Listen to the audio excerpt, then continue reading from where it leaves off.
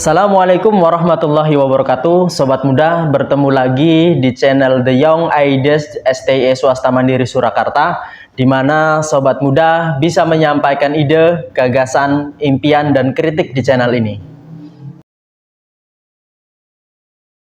Dari SMK Negeri 2, bagaimana cara untuk menghadapi hal-hal tersebut? Upaya apa yang dilakukan?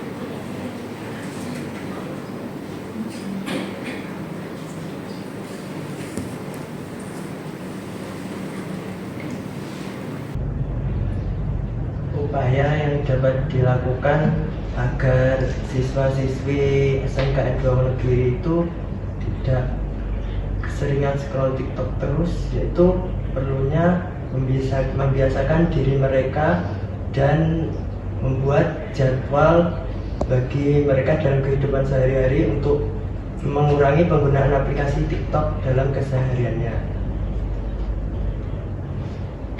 Ya, untuk di SMK Negeri 2 Wonogiri sendiri ya, untuk mengatasi tadi dampak negatif dari TikTok itu apa saja yang bisa dilakukan pada siswa?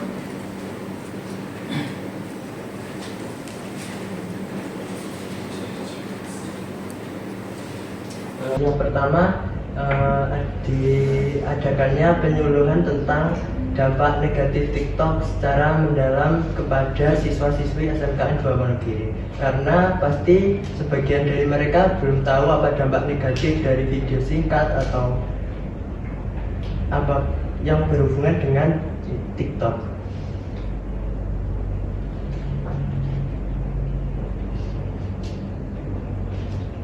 Kalau itu dari segi manfaatnya, kira-kira apa sih yang bisa dimanfaatkan dari aplikasi TikTok ini untuk merangsang istilahnya pengetahuan siswa? Kan selain ada dampak negatifnya juga ada dampak positifnya, ya kan? Dampak positifnya bagaimana cara kita menggunakan TikTok ini agar memberikan dampak positif kepada siswa. Menggunakan aplikasi TikTok itu untuk dampak positifnya yaitu untuk mencari referensi atau cara belajar yang efektif, dan juga bisa menjadi wadah informasi untuk kita mencari informasi yang kita butuhkan. Contohnya saja untuk rekomendasi tempat liburan atau cara untuk melakukan hal-hal yang kita butuhkan. Istilahnya, karena kan kita tidak bisa menghindari, ya kan, istilahnya dengan adanya teknologi tersebut, ya kan, kita tidak bisa menghindari yang namanya video-video yang menampilkan tentang budaya asing yang kemudian itu bertentangan dengan budaya lokal kita. Kira-kira bagaimana cara mengatasinya?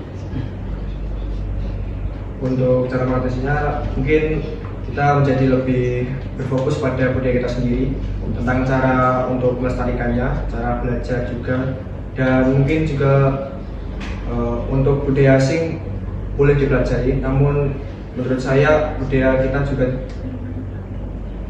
tidak ketinggalan jauh oleh budaya-budaya di luar, dan dengan melestarikan atau mempelajari budaya kita sendiri itu juga menjadi sebuah langkah baik untuk menjadi orang pendidik.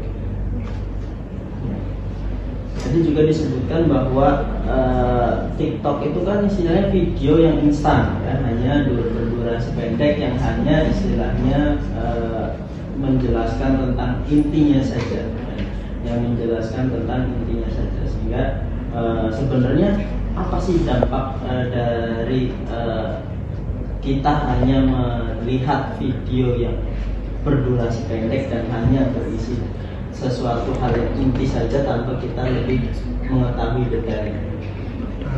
Tentunya saja kita tidak berpikir kita menjadi lebih sulit karena langsung menonton video intinya saja. Contohnya saja ya, jika kita melakukan ulangan itu ya, terus ada anak yang harus belajar untuk ulangan besok, dan terus ada anak yang membawa contekan. Tentu saja anak yang membawa contekan itu tidak perlu belajar namun langsung mengerti jawabannya, sedangkan yang belajar itu harus berusaha terlebih dahulu untuk mendapatkan jawaban itu. Jadi seperti ibaratnya orang ujian bawa contekan gitu ya. Dampak lebih lanjutnya itu seperti apa ya? Kalau misalkan kita istilahnya terlalu sering istilahnya kan itu kan instan saja ya kan istilahnya. Ketika kita belajar ya sama saja misalkan ya, kita misalkan oh ada sesuatu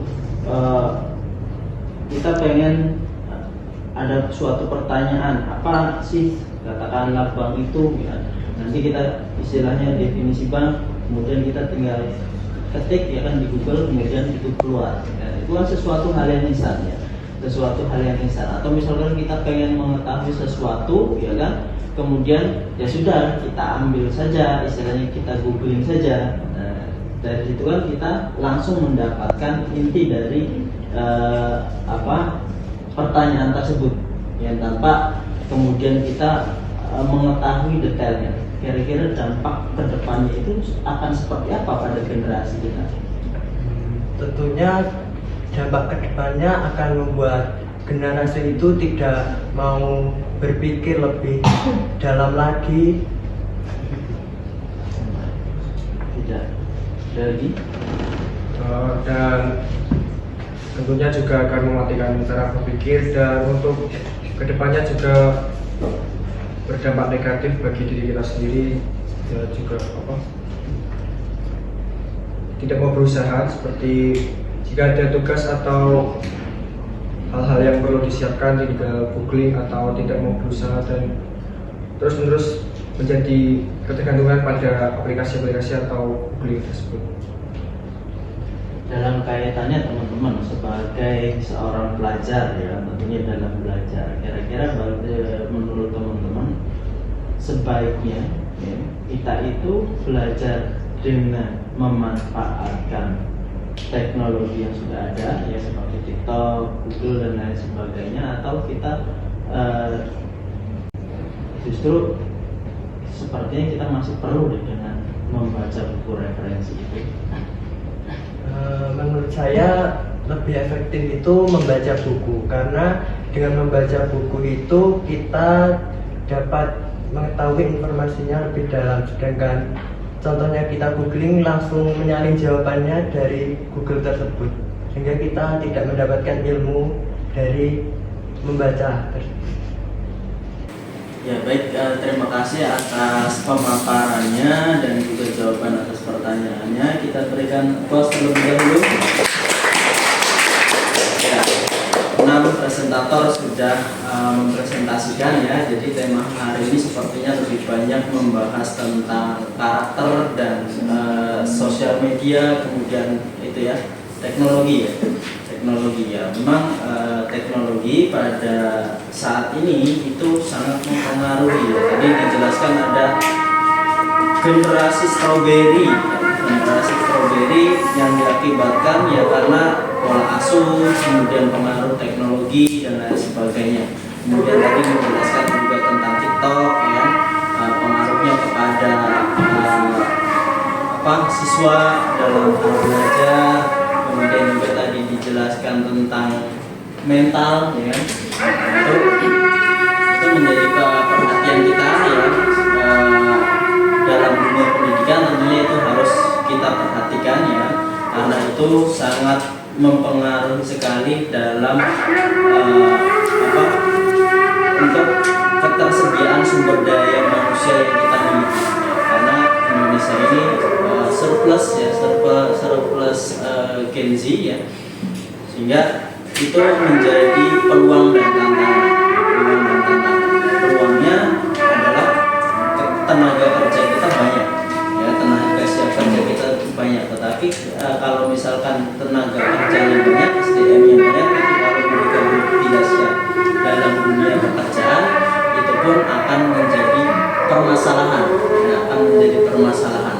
Mungkin anak-anaknya pintar-pintar ya, mereka punya gagasan, mereka punya banyak solusi, akan tetapi kalau misalkan mereka generasinya tadi generasi strawberry, mudah marah, mudah tersinggung dan